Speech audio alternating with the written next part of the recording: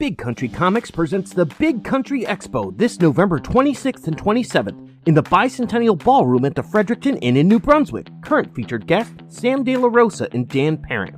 New guests announced every 2 weeks leading up to the show.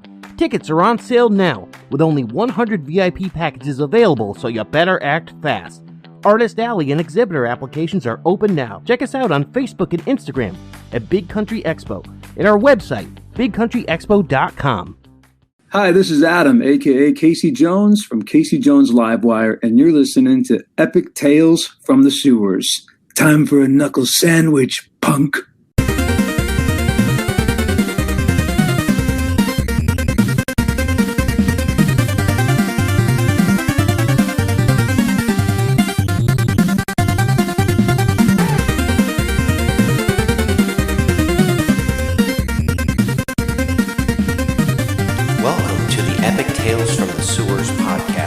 Strap into the party wagon and hold on to your pizza. Teenage Mutant Ninja Turtles Adventures, issue number 11. The cover has Raphael in his black costume surrounded by rats of all shape and size with their gleaming teeth as the Rat King points towards him, and he looks scared. For 3 days they have been trapped beneath tons of fallen debris and the occasional match their only source of light. We see a match held up by Rocksteady as he and Bebop look at each other. I'm getting really hungry, Bebop. Don't go get no funny ideas. Hey, what's that smell? That ain't me, Bebop. No, dummy, I mean the other smell.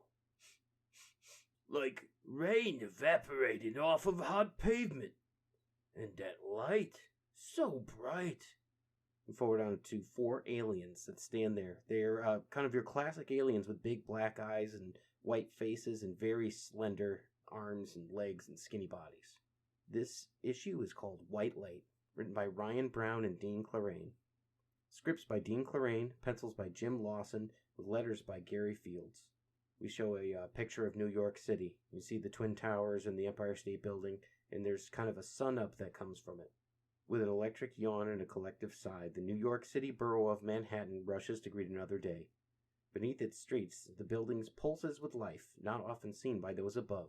The life lived in the sewers, on the razor's edge, where 4 hearts beat as one.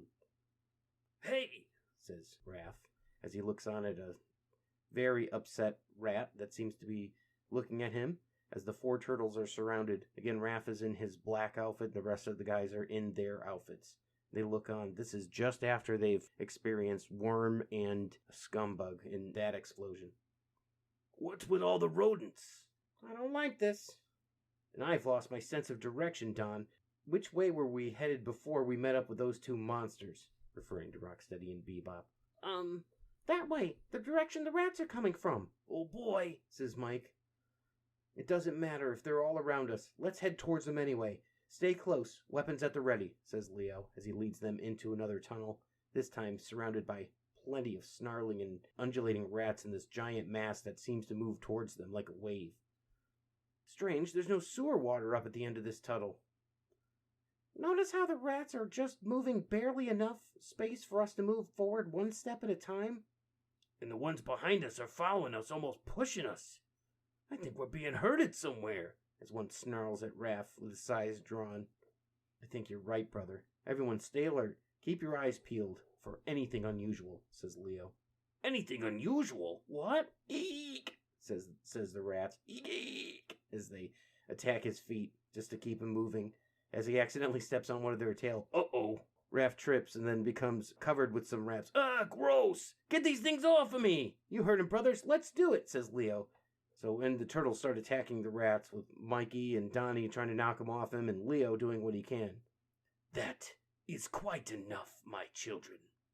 We see a bandaged face look onto the gobsmacked turtles who just stand there. Who? Who are you? Says Leonardo. And what's with all the rodents? Says Raph.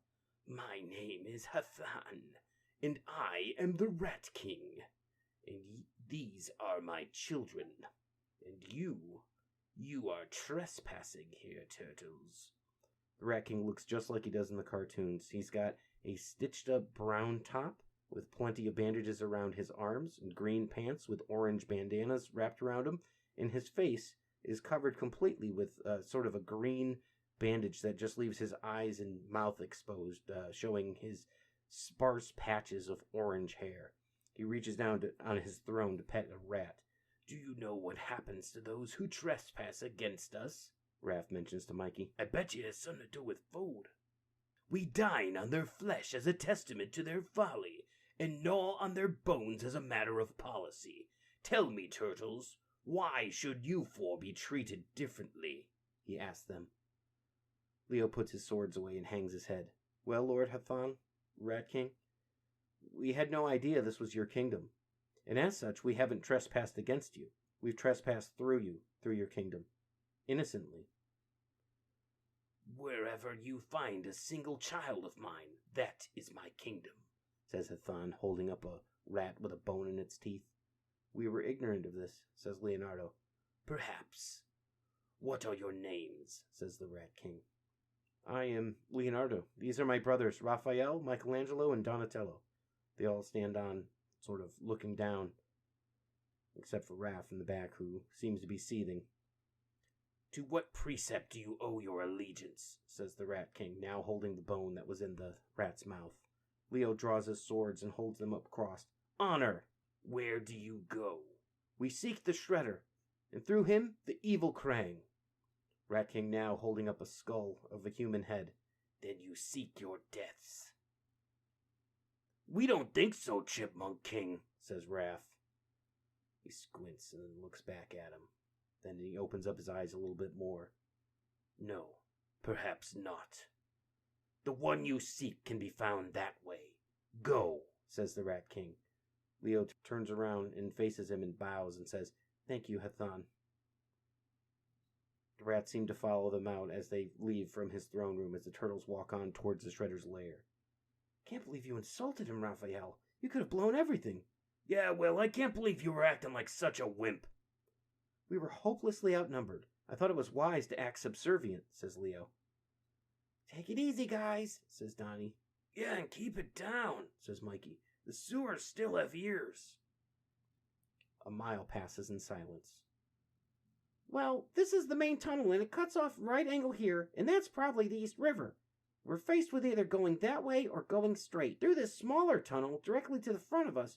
What do you say, brothers? I say we continue in a straight line.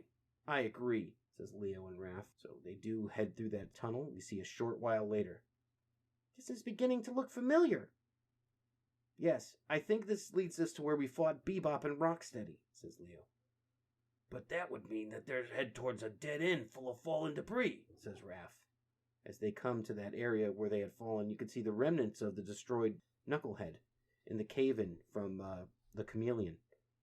Wow, looks like they escaped. As they look down to a giant hole in the ground. Either that or something came and got them, says Don.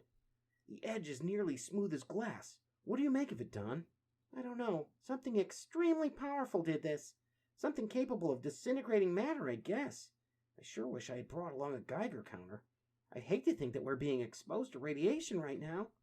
Does anyone else notice that odor? Like a quick summer rain evaporating off a hot pavement? Yeah, this is creepy. Maybe we ought to be moving on. The turtles then head into this tunnel and start moving.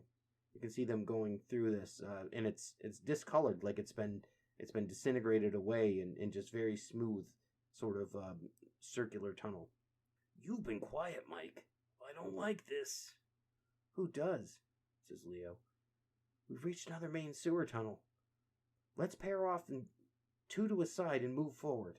Continue searching for any clues that will lead us to Shredder. As they walk through, we can see sort of a chemical slick in the water. This is the exact area where Scumbug and Worm came from, with all the mutagen that was dumped in the toxic materials from Bebop and Rocksteady. Time says, within moments. Man, look what some bozo has done. Some industrial waste. Someone's been doing a lot of illegal dumping down here. I think we can guess who it's been. Mutagen! Barrel of mutagen, empty and discarded, says Donnie. We're close, brothers. Very close. Draw your weapons. Let's continue in silence. They do just that. Walking forward, they can see, looks like a giant, foot soldier that seems to be guarding something. Hold up, what's that ahead? Looks like some sort of foot soldier. He has kind of a giant purple head with some cables attached to him and shredder armor on his arms and his legs. He's much larger than a regular robot. It's all old and rusty and gnarly. Yeah, but it must have been positioned like a sentry. Uh-oh. Everyone stand back. Whoop, as it whirs to life. Raph says, now let's hit him before it's fully activated. And with a back fist, he knocks Raphael on his butt. We see that he's saying, death. He powers up and blasts some lasers out of his eyes, kicking Leonardo, knocking the two swords out of his hands. Then with a fist push, kind of knocks over Donatello, who looks quite discombobulated. And then he heads for Michelangelo. Uh-oh!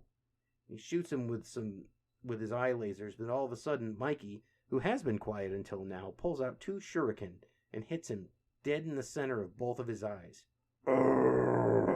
We see that there's some smoke coming out of it, and then he gets pushed into the water in the middle of the sewer. And then the turtles are kind of celebrating because that's it for him. You can see that there's like crackles and sparks coming off him. Woo, way to go, Mikey. That robot was much more advanced than your average foot soldier. Yeah, but we still kicked his butt. I think I see what it may have been put here to guard. A manhole, and it's been left open, says Mikey. Gee, do you suppose it leads directly to the shredders? It's only one way to find out, as Raph is already climbing up into it. Let's hustle. The sound of our battle may have already alerted who's there. Up into the room, the storage room that the exterminator had come to take care of all the cockroaches earlier that led directly to the sewer from the shredder's lair. There's only one door leading out of here, and it's slightly ajar. I can hear voices in the next room. It sounds like the shredders. Can you see anyone? Hey, there's that smell again, says Raph. Like evaporating rain.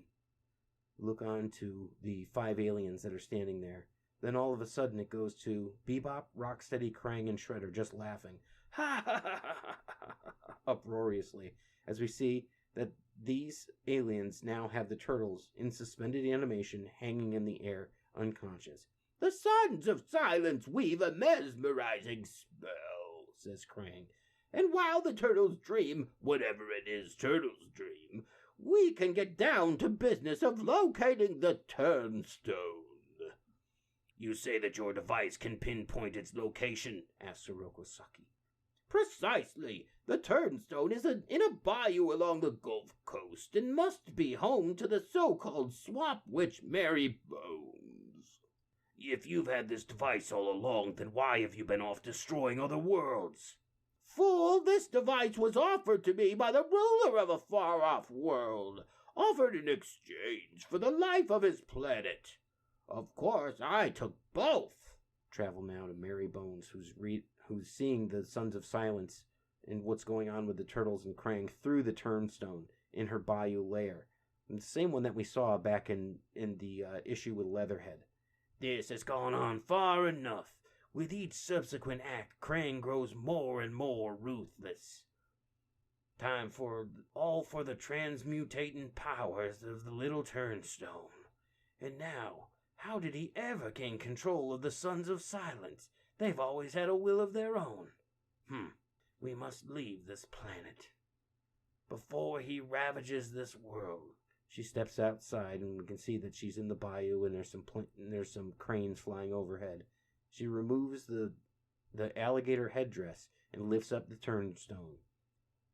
And so I must drop the guise I have worn for the Earth people, and with the power of the Turnstone, I regain my true form and take leave of this beautiful planet. We see that she starts to change, and her molecules seem to be changing around, and she goes from that of an old woman to what looks like a young, fit woman. Back at the turtles. But I shall not leave them alone. Huh? No, says Krang, as we can see the turtles start to disincorporate as they're pulled away by the Turnstone and Mary Bones. They're gone, and so is the Turnstone. It's back in Dimension X, with Mary Bones, no doubt, and the turtles. No matter, I've had the Technodrome converted into a spaceship. Its orbit above this bum-luck world. Gather your things, he says to Shredder and Bebop and Rocksteady. It's time we're going to Dimension X. Up next, scary monsters and super creeps. And that's the end of issue 11 of Teenage Mutant Ninja Turtles Adventures. Teenage Mutant Ninja Turtles Adventures issue number 12. We start out, it looks like an African savanna with a hyena dog that's kind of smiling, where two rhinos stand there with a parrot on one of them. Once it was as vast as the continent itself. Now it is confined to a few isolated patches, a promise here and there. A dream world, a world of innocence, a thing of wild beauty and animal grace. The Lost World, the title of this. Script by Dean Clarane, pencils by Ken Mitroni, inks by Dan Berger, letters by Gary Fields. It's like a family of rhinos, a male and a female. The sun is pure and warm as it touches down across the savannah. It feels good against their backs as they graze upon the tough young grass. He imagines out across the bush line, beyond the shady boab trees, that somewhere out there exists another world, a very different world, and that it encroaches with rapid certainty upon his own. Duh, wake up, Rocksteady. Duh. You's legs was twitching while you were dreaming. Bebop tries to wake up Rocksteady. Yeah, Bebop, I was dreaming I was with my favorite girlie. We was back in Africa. And the world was young and strong. We look out on the sea of stars as Shredder and two of the Brothers of Silence seem to look out through the spaceship as Bebop helps Rocksteady up off the couch. How interesting. He walks on two legs and dreams on all fours. Well, here we are, fools. Dimension X. And now to locate Mary Bones and the Turtles. And the Turnstone. Once I have the Turnstone, I'll be able to do anything. Anything at all. Elsewhere on a planet not so far below, Mary Bones stands over a campfire and talks to the turtles. Thanks again for saving us from Krang and Shredder, says Mikey. Yeah, that was too weird, floating there in the air like puppets on strings, paralyzed by those things. Yes, thank you, Mary, but please tell us, where are we? And why do you look so different than the last time we saw you? Yeah, gee, you sure look different from the first time we saw you. We are on a planet of the solar system, deep within Dimension X. I think it's called Herbrul. And Leonardo, call me Cherube. Mary Bones was just a mask, a disguise I wore during my stay on your world. This is my true form. I was once a warlord. There is no feminine form of the term from this dimension, as was Krang. Mary Bones is a beautiful-looking woman with purple skin who has gold bracelets and kind of like a black top with a gold bottom and some long boots and just very curly brown hair and sort of a tiara. Very much like a Wonder Woman sort of character, but with purple skin. She holds the Turnstone as she talks to them. Years ago, the theocracy that took control of Dimension X banished all warlords, and to step to ensure a position of power, a few of us were hunted down and publicly executed. Most, like myself, sought refuge elsewhere in the universe. A few, like Krang, remained in Dimension X and went into hiding, gathering strength and planning berserker assaults, like the one that happened here. This world was annihilated by Krang in his mad search for this Turnstone, a transmutating device of great power, capable of giving thoughts form. The legend was that the Turnstone belonged to the first woman, but that she gave it up when she created the first man. Whatever the cold truth is, that I have it, and Krang wants it. That's pseudo-rad, lady, but what has this got to do with us? Says Donnie. That's pseudo-rad, lady, but what has this got to do with us? Says Raph. Raphael, don't you want to stop Krang? Yeah. Don't you want to save your planet? Yeah. Isn't that enough? Yeah. So, what do we do? Says Leo. Nothing. We wait. Krang will come soon enough, and I hope no other forms of life come to any harm along the way. He just doesn't hesitate to kill. He's an evil brain that hasn't a heart by which to weigh the consequences of his actions. Sometimes he scares me. The sun's beginning to rise. Beautiful red sunset, very similar to the last one that we saw in the previous issue. It's red. Yes, Michelangelo. It's much older than yours of Earth. The buildings we can see are like New York, but very dilapidated and destroyed from years of war. Yeah, well, what's that thing coming for us out of the sun? It looks like it's Krang. Sometimes he can be so predictable. She grabs the turnstone, and white aura seems to lift her up into the sky as Cherube flies away, as she leads them away. Cherube! I suspected Mary Bones was a warlord from this dimension, but I didn't know she was you. You never were bright, she says to him. Fool! I was bright enough to locate you on Earth, and bright enough to follow you here. You wouldn't have succeeded if not for that device that you hold, device for which I now transform. In Krang's hand, his tracking device changes right before his eyes to a talkative red parrot. Through the power of the Turnstone. No! Clever woman. She's turned it into a bird. And the bird is flying to us, says Bebop. Do they think he likes me, Bebop? I ain't never had no pet before. Says the parrot. Idiots! Surrounded by complete idiots. Let's see how Cherube fares against X-ray lasers. As he blasts her. Cherube's hit, she deflects one with her wrist, but then she can see, by the seven sisters. The X-ray seems to affect her hand, and she can see the bones within. What have you done to me? Nothing compared to this. And he shoots out an electric beam that blasts her out of the sky, knocking both her and the Turnstone down and the Turnstone out of her hand. As she stands there, just levitating. You've done it, Krang. You've defeated her, says the Shredder. But of course, fool. Wait, look, she's dropped the Turnstone. It's falling down to the planet below. The turtles notice this too. Check it out, bro. She's dropped the Turnstone. And with a it crashes to the ground. Cool, says Mikey. We had better head out and try to locate the Turnstone. Weapons at the ready, turtles. What about Cherube? There's nothing that we can do down here. She's on her own, says Leo, as he looks up as she's just hanging out up there in sort of like a white mist. Mr. Shredder, Mr. Krang is the Sons of Silence. They's disappearing, says Bebop to Shredder. The Sons of Silence appear all around Cherube in that white mist. And now they're disappearing with Cherube. I knew this was too good to be true. What are we gonna do now, Krang? I don't care for your tone, Saki, as he gets right in Krang's face. But what I'm going to do is this. I'm going to send you three planet-side to search for the Turnstone, while I try to get us some more help. Now, in footskis, the three of them are flying around outside of the spaceship as the spaceship takes off. Krang knows he's got to make a very important phone call. And there's only one being in this section of the dimension whom I can seek some help. I just hope I catch her in a good mood.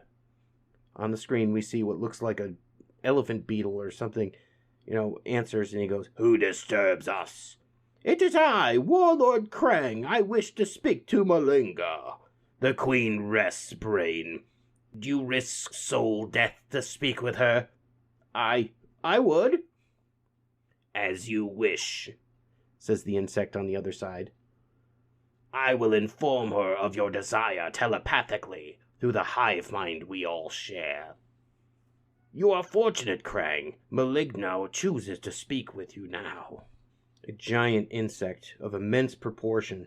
We can see that there's all kinds of debris littered around her from when she's fed. She has wings, and she has tiny curled arms underneath her, and we hear little squelching sounds as she moves to pull everything away from her face. Two giant antennae that are green on her orange face with purple arms, and she has kind of a giant collar behind her as she opens up her orange and yellow eyes. Very similar to how they had it written for Scumbug. She seems to click when she speaks, and she reacts to Krang immediately, now with arms wide open, almost in an attack stance as she talks to the monitor. Flesh brain, long has it been since I gazed upon your moist pink cerebrum. I have heard how your heartlessness has left several worlds dead. Dead worlds are of no use to anyone, moist one. Specifically not to me. I give you 1 minute to convince me not to send my children to feed on you. I need your help. I request 10 of your children to help me search for something I have lost. And what shall I receive in return for the lives of my children? Says Maligna. I shall give you a ripe young world, a living world. I will lead you to Earth. We have a deal, Flesh Brain. My gods will make the necessary arrangements. Krang smiles in glee. Back to the three on the footski. We've got Bebop and Rocksteady with Shredder leading in front. I ain't had this good a time since we was blasting them turtles back in the sewers. Me neither, Bebop, but we have lots of fun when they's flying. Yes, I do enjoy this, says Shredder. Just don't forget we have a goal before us. We need to locate the Turnstone before Krang does. Once we have it, we won't need him anymore. And with the Turnstone in hand, I'll control the power. What about the turtles? What about them? Once we have the Turnstone, the turtles will be as bothersome as lambs in a lion's den. Ha ha ha ha. Pleased with themselves, they drive off in the other direction from where the turtles are, as they emerge from their hiding places. Decent. They've headed in the wrong direction. True, but they can cover more area in a shorter period of time than we can. Don, if you can keep us headed in the right direction, then maybe we can start running. No problem, says Don. Great. Then Don, you flank Mike, and Mike, you set the pace. Raph and I will follow. Every now and then cast a glance skyward. We don't need to be spotted by the Shredder. As the turtles take off, Raph says to Leo, What are you going to do with the Turnstone if we find it?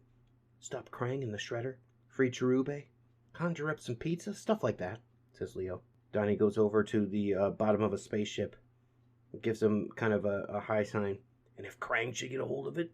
Then we fight, says Leo. Good, says Raph in response.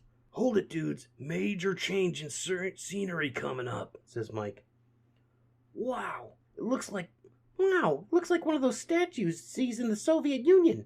Like workers' hands uniting, something like that. Guess again, Don. This is just an archway. To a coliseum, says Leo. You can see before them there's just a whole bunch of pillars. Looks like columns from the Roman Colosseum. Hey, what's that in the sky? It's Krang's ship. Can't tell, whatever it is. It's closing in fast. Weapons at the ready, brothers. All of a sudden, it's Cuddly! It's Cuddly the Cowlick! Hi, Cuddly! Hello, Michelangelo. Greetings, turtles. Come to do a little interdimensional kidnapping? Says Raph. Not quite, Raphael. I've come with a proposition from Mr. Stump. He'd like to help you in your quest for the Turnstone. How can Stump help us? By providing you with a few more bodies to help you in your search. Yeah, well, what's the proposition? Asked Leo. You would receive them immediately, if you agree to another exclusive intergalactic wrestling match on Stump Network. What do you say, brothers? Shall we swallow our pride again? Maybe we should. After all this is all about who will find the Turnstone first. Then it's agreed? In principle, sure. I'm sure Mr. Stump will be pleased. Stand back, turtles, while I deliver your help. Patooey! Out come 3 familiar faces and 1 new one. At last, I can see the light. No kidding, boss. It's Wingnut and Screwloose and Leatherhead. We see Leatherhead, Wingnut, Screwloose, and a new character named Trap. And they call me Trap. This may work out after all. Tell me, Trap, can you control Wingnut and Screwloose well enough for them to provide us with an aerial survey of the city? Says Screwloose. We'll do on our own free will, Plankton Chip. Anything to stop Krang, right, boss? You know it, faithful Screwloose. As they jump on top of Trap, who does not seem pleased. You can release them now, Trap, says Cuddly. I've got to get back to Stump Asteroid. Else time all. Bye, Cuddly. So what do we do now, turtles? Says Trap. Guess, Trap. As we see the 10 of Maligna's soldiers have cornered them in the center of the ring of the Colosseum. We can see that her children standing there with spears drawn as an expression of fear on Wingnut's face as he stands there, just floating just above everybody as the turtles and Leatherhead and Trap all back to back, ready to fight. Next, the fate of Cherube, return of Krang, someone finds the Turnstone, a story that could only be called The Final Conflict. And that'll be issue 13. This is the end of issue 12 of Teenage Mutant Ninja Turtles Adventures. Right. have you, Rathead? Where's Rat King? Krang, the evil stone warrior from Dimension X, is trying to convince Rat King, the solitary sewer dweller, to help the Foot destroy the Ninja Turtles. Practical! Meanwhile, the Turtles are flipping out with their motorized pizza thrower, proving once again a little pizza can go a long, long way. Pizza? I didn't order any pizza! Teenage Mutant Ninja Turtles. From Playmates. It's pizza time. And now, in a segment that we call Pizza Time, where we discuss any Teenage Mutant Ninja Turtle or pizza-related food, I give you Pizza Time. Hey everyone, your pizza time today is white pizza sauce. It's a recipe that makes about 1 cup. When you want pizza that's cheesy to the max, this sauce does the job. And since we're talking about the Rat King today, who loves cheese more than rats? Get in touch with your inner Donatello and experiment with different chopped fresh herbs, dried spices, or even hot sauce. Ingredients: 2 tablespoons of unsalted butter, 3 large garlic cloves pressed or grated, 2 tablespoons all-purpose flour, 1 cup whole or reduced fat milk, 1/4 teaspoon of salt, freshly ground black pepper, 1/4 cup of grated Parmesan cheese. Instructions: melt the butter in a small saucepan over medium heat. When it stops foaming, add the garlic. Cook for 30 seconds and then sprinkle in the flour. Cook for 1 to 2 minutes longer, whisking constantly. Add the milk to the saucepan in a slow stream while you continue whisking with the other hand. Add the salt and a grind or 2 of pepper. Cook for 5 minutes or until the sauce has thickened to your liking. Remove the pan from the heat and stir in the cheese. Use immediately or store in an airtight container in the refrigerator for up to 3 days. This is your Pizza Time white pizza sauce. Wait a minute, a bonus pizza time? This one is olive tapenade. Makes about 1 cup. Master Splinter taught his sons the word umami. It's a Japanese term for that earthy, savory flavor found in foods like olives and mushrooms. Whenever the umami craving hits hard, the brothers buzz up a batch of tapenade in the food processor Donatello made out of busted Mausers. Tapenade is a killer on a pizza or as a dip with crackers and cheese, but of course, the turtles like it best on pizza. Ingredients: 2 cups pitted Kalamata or black olives, 2 anchovy fillets packed in oil, 1 garlic clove pressed or grated, 1/4 cup fresh flat leaf parsley leaves, 1 tablespoon of capers, 1 tablespoon freshly squeezed orange juice, 1/2 teaspoon dried thyme, 3 tablespoons extra virgin olive oil, and freshly ground pepper. Instructions: combine all of these ingredients except the black pepper in a food processor or blender and mix them all together until everything is minced and the mixture is uniform in color. It's going to be green. Season with the black pepper to taste. Store extra tapenade in an airtight container in the refrigerator for up to 1 week. That's your bonus today, your bonus pizza time. It is olive tapenade. Cowabunga, dudes! Thank you for listening to the Epic Tales from the Sewers podcast. The Teenage Mutant Ninja Turtles were created by Kevin Eastman and Peter Laird. This podcast has no affiliation with Eastman, Laird, Mirage Studios, IDW Studios, Archie Comics, or Nickelodeon Studios. This podcast is a member of the Dorkening Podcast Network. Check out thedorkening.com for other podcasts. Epic Tales from the Sewers is recorded by Justin Cooper and Eric Will.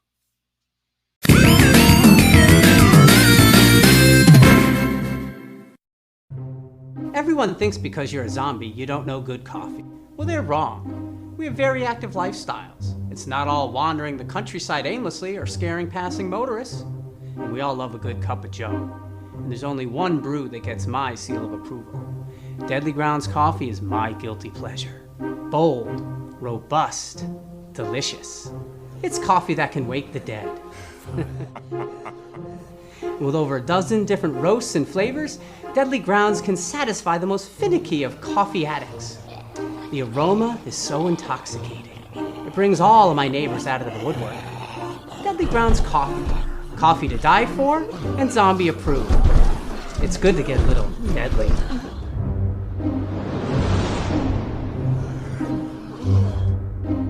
Use the front door!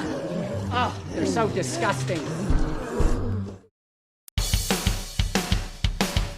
Greetings! We are the Retro Reductopus Cephala Podcast, a bi-weekly show that celebrates all the things that made growing up awesome.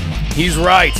We wax philosophic about lots of geeky crap like old video games and movies, toys, cartoons. I don't know, help me out here. Music. Pants. Quoting video games that don't have dialogues. Shabibans. Tasty news. Unnecessarily long Japanese onomatopoeia. Butt breathers. Uncomfortable nature facts. Or how to install a Samoflange. And unlike all those other podcasts, we at Retro Reductopus have an exciting rotating host schedule.